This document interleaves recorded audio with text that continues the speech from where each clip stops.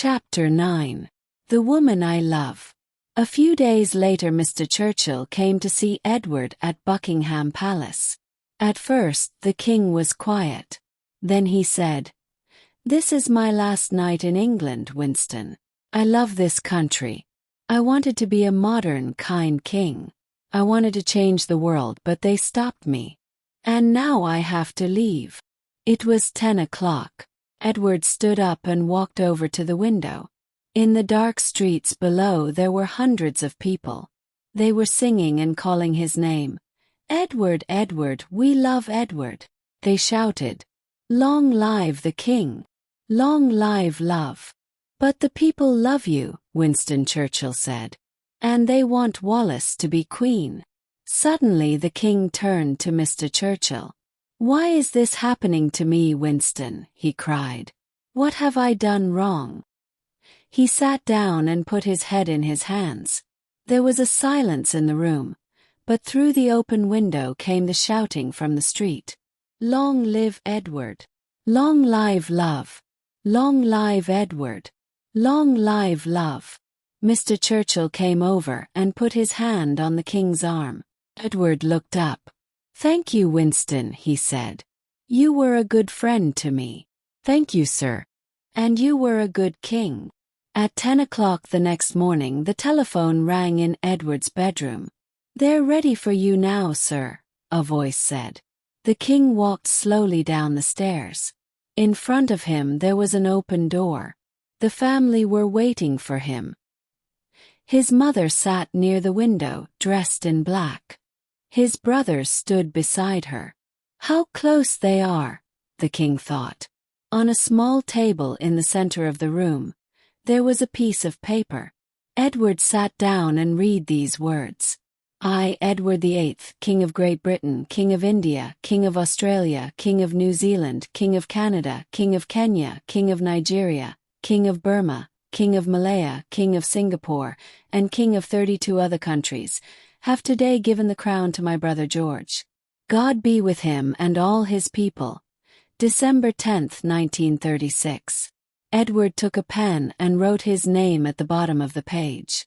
Then he stood up and kissed his brother's hand. "I never wanted this to happen," George said. "This is the worst day of my life." Edward walked over to his mother. "Before I kiss you," she said, "there are some things that I want to say. I have never understood you, child. This morning you were a king.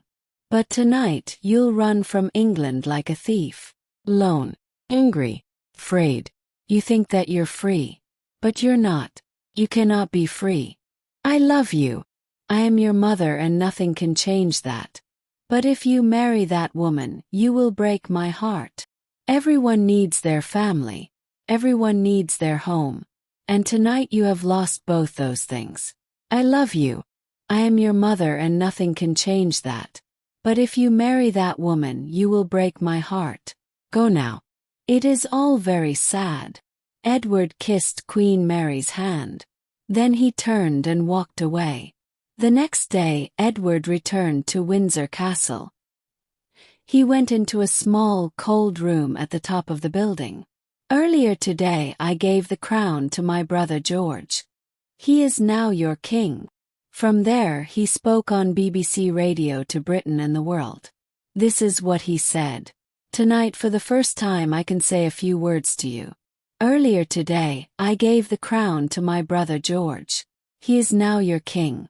I will soon leave this country and travel to France.